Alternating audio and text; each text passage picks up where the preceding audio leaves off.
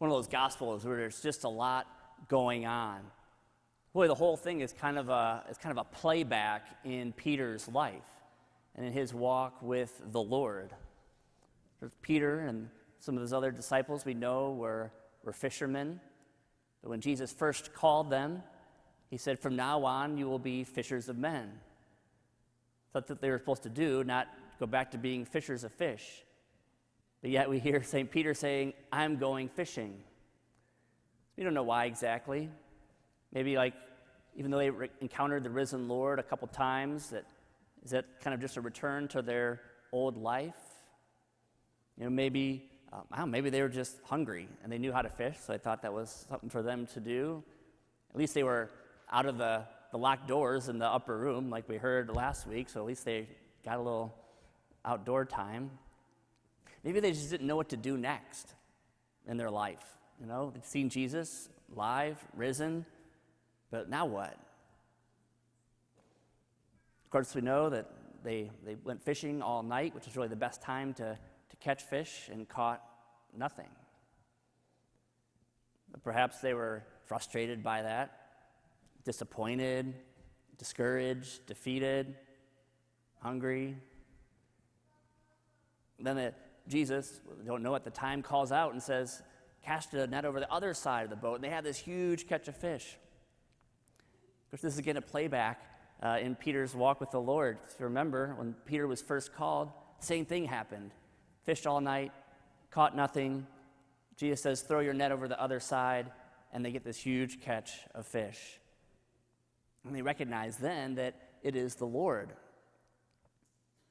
They couldn't do that without him. They couldn't have that abundance of a catch without the Lord. On their own, they could do nothing. They were limited. Back then, Peter said, "Depart from me, Lord, I'm a sinful man." This time, he just kind of jumps right into the water and goes swimming for Jesus. I'm sure that was what it was like. They get there, and Jesus has this charcoal fire with bread on it and fish. I think we can think back to the multiplication of the loaves and the fish, where Jesus, of course, provided for thousands of people through this great miracle. Even though the disciples weren't quite sure, what are you going to do with so little? They kind of had some doubt that putting something in Jesus' hands could do a whole lot. Of course, there's another charcoal fire in Peter's life. A few weeks before, when he was there warming himself after Jesus was arrested, it was around that charcoal fire that he denied 3 times that he even knew who Jesus was. He had to have been thinking about this and brought up that big moment of denial, that lack of faithfulness to the Lord. Jesus also says, "Bring some of the fish you just caught," even though he had some. So that invitation to bring what we have and add it to what Jesus provides.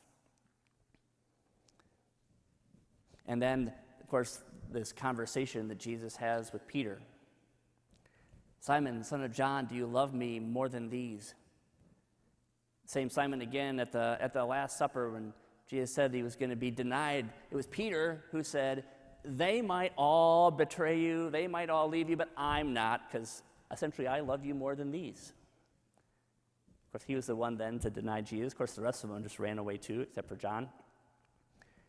So it's interesting that Jesus asked Peter, I don't even call him Peter, calls him by his old name, "Simon, son of John, do you love me more than these?" It's kind of bringing it back. And of course, in English, we only have one word for love. It's love. But in other languages, there's these nuanced words depending on what kind of love it is. And so when Jesus asks Simon Peter 3 times, do you love me? In the Greek, it's "Simon, son of John, do you love me with an all-encompassing, self-sacrificing love?" And Peter says, "Lord, you know I love you like a friend." So Jesus asks a second time, "Simon, son of John, do you love me with this all-encompassing, self-denying, self-giving love?" And Peter says, "Lord, you know that I love you like a friend." So a third time, Jesus asks, Simon, son of John, do you love me like a friend? It says Peter was distressed that he asked the third time, do you love me? Probably making the connection, he denied Jesus 3 times. Jesus is asking him 3 times, do you love me? And he says that he does. He recognizes it's not that purest, perfect form of love, that all-encompassing, self-giving, that agape love. It's just the love of a friend, that Jesus knows his heart more than he does, and that his love is limited at that point. Yet Jesus gives him the invitation to follow him. He says, you will have this self-giving love. You will give your life for me.